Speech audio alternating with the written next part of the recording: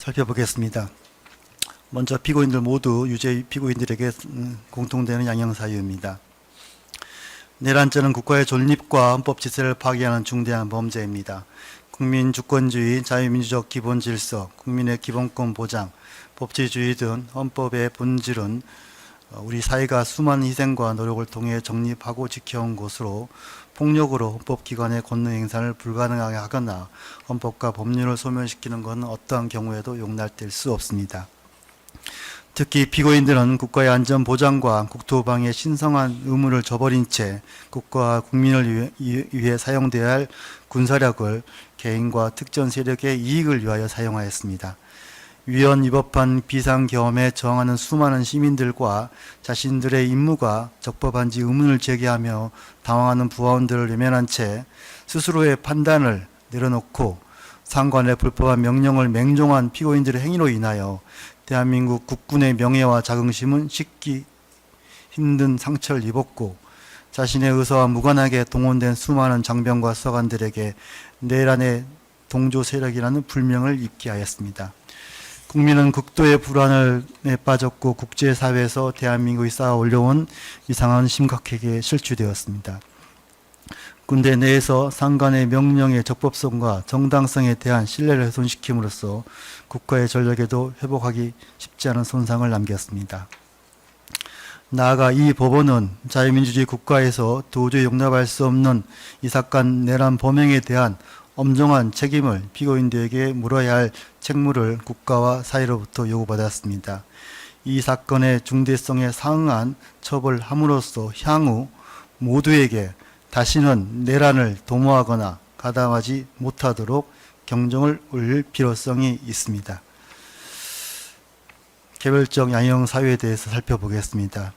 피고인 김대우는 국가안보에 관련된 범죄 수사 등을 담당하는 방첩수사단장으로서 방첩사령관의 명백히 위법한 지시를 거부하기는커녕 적극 동조하여 수사단에 부여한 수사권을 남용하여 국회의원 등 주요 인사의 불법 체포, 구금을 지시하였습니다. 이를 위해 10개 팀 49명의 수사관을 국회로 출동시켰고 국회의 비상계엄 해제 요구하는 의결이 임박하자 우원식, 이재명, 한동훈을 우선 체포할 걸 지시하여 국회에 계엄 해제 요구한 의결을 차단하려고 했습니다. 비록 수사관들의 소극적 임무 수행과 시민들의 저항에 막혀 피고인들의 범죄 행위가 그 목적을 달성하지 못하였지만 이로 인해 피고인의 책임은 가볍다고 볼 수 없습니다. 그럼에도 피고인은 체포를 지시하지 않았고 단지 인계를 받아 이송만을 하려고 하였다는 납득하기 어려운 변명을 내세우면서 범행을 반성하지 않고 있습니다. 피고인 이상현에 대해 살펴보겠습니다. 피고인은 최정예 특수전부대의 지휘관으로서 국가의 안전과 국토를 방위하고 국민의 생명을 지켜야 할 책무가 있습니다. 그럼에도 피고인은 자신의 휘하 부대를 동원하여 국회를 봉쇄하고 계엄 해제 요구한 의결을 방해하기 위하여 국회의원을 끌어내라고 지시하는 등 내란 범행의 핵심 임무를 수행하였습니다.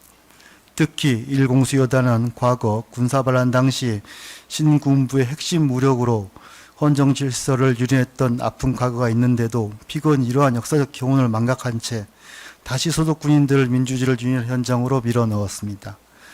특히 피고인은 문짝을 부숴더라도 국회의원들을 끄집어내라, 유리창이라도 깨라, 전기라도 끌어내라고 지시하는 등 명백히 위법한 명령을 부하들에게 꺼리낌없이 쏟아냈음에도 자신은 상관의 명령에 복종하고 이를 전달했음이라고 변명하고 있습니다. 다음으로 피고인 김현태에 대해서 살펴보겠습니다. 피고인은 대테러 작전 등에 담당하는 체제대 특수전부대인 707 특임단의 지휘관으로서 최정예 병력을 헬기에 탑승시켜 국회의사당 진입으로 진입시킨 후 현장에서 국회 봉쇄들을 직접 지휘하였습니다. 특히 피고인은 국회의사당 유리창을 부수고 신성한 국회 안으로 병력을 침투하게 하였고 각 층을 이동하면서 본회의장으로 진입을 시도함은 물론 분전함에서 전원 스위치를 내리는 등 국회의 계엄 해제 요구한 의결을 저지하기 위하여 적극 노력하였습니다. 그런데도 피고인은 수사기관에서부터 이 법정 일기까지 계속하여 비상계엄은 정당하였고 자신은 정당한 상관에 명령하였을 뿐이라며 전혀 반성하던 태도를 보이지 않고 있습니다. 심지어 유튜브 채널 등을 통하여 사실을 왜곡하고 관련자들을 비난한 등 법치주의와 사법 시스템을 조롱하는 태도를 보이고 있습니다. 피고인 김봉규 중성에 대해 살펴보겠습니다. 대북 공작 업무를 담당하는 피고인들은 노상원 등과 사전에 공모하여 부정선거세를 빈미로 한 중앙선관위 직원의 불법 체포 등을 치밀하게 계획하고 그 과정에서 정보사령부 소속 요원들로 수사단을 구성하여 등 인적사항을 등 기밀을 누설하기도 하였습니다. 피고인들은 각자 역할을 숙지하고 위 계획을 위한 물품을 수차례 구입하는 등 내란에 적극 동조하였습니다. 피고인들이 소집한 요원들도 형사처벌을 받을 위험에 처하여는 극심한 정신적 고통을 겪고 있습니다. 그런데도 피고인들은 상관의 명령에 따랐다거나 소극적으로 임무를 수행했을 뿐이라며 책임을 회피하고 반성하지 않고 있습니다.